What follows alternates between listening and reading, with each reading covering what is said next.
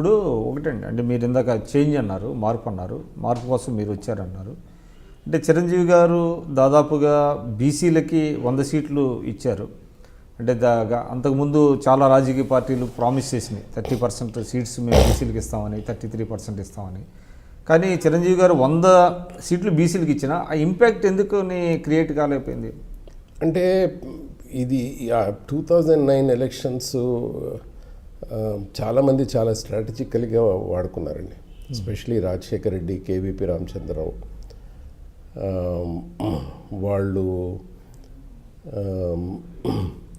ఈ ప్రజారాజ్యం పార్టీ లేకపోతే మాకు నష్టం జరుగుతుంది, మా యాంటీ ఇన్కంబెన్సీ ఓట్స్ అన్నీ తెలుగుదేశానికి పోతాయి, సో ప్రజారాజ్యాన్ని ఒకవైపు నుంచి వాడుకుందాం అన్నట్టు వాళ్ళు వాడుకున్నారు. చిరంజీవి గారికి తెలిసి కాదు. ఓకే, ఆయన చిరంజీవి గారు ఎక్కడైనా ఏ ఫోరంలోనైనా చెప్తానండి నేను, అంటే ఆయనతో నేను ఇప్పుడు కాంటాక్ట్లో లేను. ఓకే, కానీ సో నాకు అవసరం లేదు అది అనడానికి. కానీ ఎవరన్నా చిరంజీవి గారు డబ్బులు తీసుకున్నారు అని అంటే మాత్రం అది క్వశ్చన్ లేదు. అది అసలు ఆయన మీద ఆ బండాలు ఏదైనా ఉండనియండి. అది ఎవరన్నా చాలామంది అన్నారు, నాకు క్లోజ్ వాళ్ళు అన్నారు, నేను ప్రతి దగ్గర పోట్లాడతాను. అది ఇవాళకి పోట్లాడుతూనే ఉంటాను. టికెట్లు అమ్ముకున్నారు అనేటువంటి అసలు క్వశ్చన్ లేదు. అదైతే చిరంజీవి గారిది కొన్ని లోపాలు ఉండినవి, డెఫిషియన్సీస్, అది నాయకత్వ లోపాలు కావచ్చు, అది ఏదైనా నిర్ణయాల్లో అది ఏదైనా ఉంది. బట్ డబ్బు మాత్రం ఆయన ముట్టలేదు. ఇష్యూ ఏమైందంటే ఒక చిన్న ఉదాహరణగా చెప్తాను నేను. ఒకడు నా దగ్గరికి వచ్చాడు, వచ్చి మీరు నాకు టికెట్ ఇప్పిస్తారా అన్నాడు. నువ్వేమైనా పని చేసావా నీ కాన్స్టిట్యున్సీలో, నీకు సర్వే చేసి చూస్తాము అని అన్నా. సర్లేండి అవన్నీ ఎందుకు, మీరు నన్ను చిరంజీవి గారిని వాళ్ళ ఇంట్లో కలిపియండి, నేను మీకు 20 లక్షల రూపాయలు ఇస్తాను, ఆఫీస్లో కల్పిస్తే 10 లక్షల రూపాయలు ఇస్తాను. కలిపిస్తే నాట్ ఫర్ టికెట్ లేదు, అవన్నీ నేను మాట్లాడుకుంటా.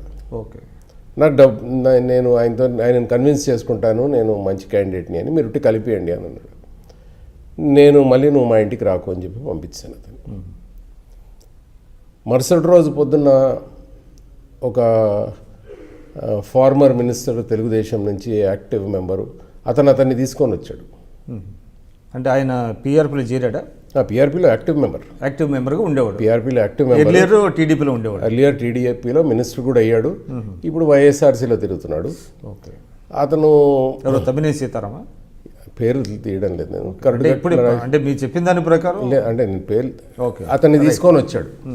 సో అతను ఇచ్చాడా లేదా నాకు తెలియదు, కానీ ఒకవేళ తీసుకున్నాడు అనుకోండి, వీడు డబ్బులు ఇచ్చాక సీట్ రాకపోతే వాడు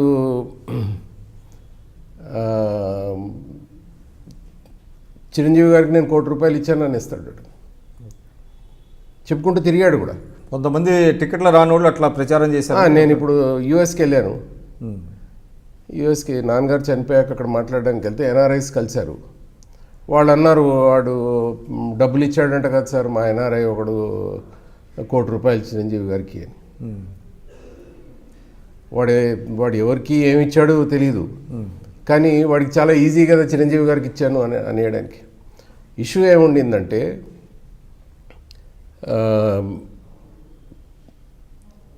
కాంగ్రెస్లో ఫిక్స్డ్ సీట్స్ ఉంటాయి, ఫిక్స్డ్ పీపుల్ ఉంటారు. అంటే ఆల్రెడీ రిప్రజెంట్ చేస్తున్న వాళ్ళు, సిట్టింగ్ మెంబర్స్ కానీ ఓడిపోయిన వాళ్ళు ఉంటారు. తెలుగుదేశంలో అలాగే ఉంటారు.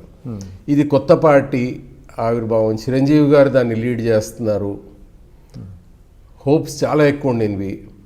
సో దానికి ప్రతి ఒక్కళ్ళు ఏదైతే కాంగ్రెస్ నుంచి టికెట్లు దొరకడం లేదో సంవత్సరాల నుంచి, తెలుగుదేశం నుంచి రావట్లేదు, వాళ్ళందరూ ఇందులోకి వచ్చారు. ఓకే, అండ్ ఒక్కొక్క సీట్కి 10 మంది కంటెండర్స్. యాక్చువల్లీ నేను చిరంజీవి గారికి చెప్పింది ఏంటంటే 6 నెలల ముందు మనం డిసైడ్ చేసేద్దాం. మనం లాస్ట్ మూమెంట్లో డిసైడ్ చేస్తే వీళ్ళు డిసిడెంట్స్ కాదు, రానోళ్ళు అపోనెంట్స్ అయిపోతారు. ఆ క్యాంపెయిన్ చేసుకుంటున్నాడు క్యాంపెయినింగ్కి వెళ్తాడా, వీళ్ళని బుజ్జగించి కూర్చుంటాడు. వీళ్ళు డబ్బులు ఖర్చు పెట్టారు కాబట్టి ఒక కరుడు కట్టిన ఎనిమీస్ లాగా అయిపోతారు. అదే మనం 6 నెలల ముందు ఇచ్చి చేసుకోమని మనం వాళ్ళ వర్క్తో సాటిస్ఫై చేయలేకపోతే 2-3 నెలల తర్వాత మార్చుకోవచ్చు. కానీ వీడికి 6 months టైం ఉంటుంది. వీడు ఫిక్స్డ్ క్యాండిడేట్గా ఉంటాడు. ఒకడే డబ్బులు ఖర్చు పెట్టుకుంటాడు కాన్స్టిట్యున్సీలో. మిగతా వాళ్ళు అంత అపోనెంట్స్ అయినా కానీ ఈ 6 నెలల టైం ఉంది వీడికి ఉద్యోగించుకొని దగ్గర తీసుకోవడం, మనం కూడా మాట్లాడి రేపు పొద్దున్న ఏదన్నా చేస్తామని వాళ్ళకి మాట ఇవ్వడం అదంతా.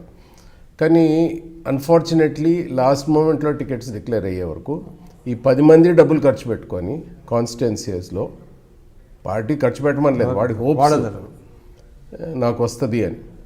అలాగే ఇతనెవరు మన పక్కనున్న వాళ్ళు కూడా చాలామంది నాకు తెలుసు, వీళ్ళు నీకే టికెట్ ఇస్తామని డబ్బులు తీసుకొని. ఎవరు పక్కన ఉన్నోళ్ళండి? చిరంజీవి గారు పక్కన ఉన్న వాళ్ళు చాలామంది తీసుకున్నారా? డెఫినెట్గా తీసుకుంటే without his knowledge, obviously without his knowledge వాళ్ళు డబ్బులు తీసుకొని నీకు టికెట్ ఇస్తామని. వీడు బయటికి పోతున్నప్పుడు ఈ పక్కనున్నోడు సో డబ్బులు తీసుకున్నాడు అంటే దానికి క్రెడిబిలిటీ అంత ఉండదు. చిరంజీవి గారు డబ్బులు తీసుకున్నారు అంటే క్రెడిబిలిటీ ఉంటుంది. సో వాడు అన్నీ ఆయన పైన బ్లేమ్ పెట్టుకుంటూ వెళ్ళిపోయాడు. ఈ సిచ్యువేషన్ని బాగా క్యాపిటలైజ్ చేసుకున్నారంటే రాజశేఖర రెడ్డి గారు, కేవీపీ రామచంద్రరావు వీళ్ళు క్యాపిటలైజ్ చేసుకొని వాళ్ళ అనుకూలంగా మార్చుకున్నారు.